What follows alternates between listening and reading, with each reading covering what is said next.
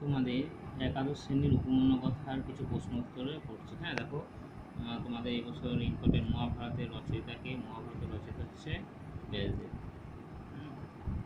রচয়িতা ব্যাসদেব।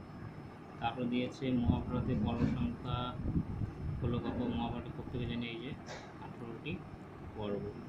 মহাভারতের মোট ষোলো সংখ্যা কত? মহাভারতের মোট ষোলো সংখ্যা হচ্ছে 1 লক্ষ। ঠিক আছে, 1 লক্ষ।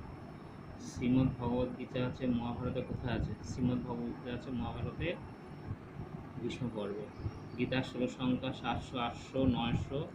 গীতার ষোলো সংখ্যা হচ্ছে 700। গীতার অধ্যায় সংখ্যা কত?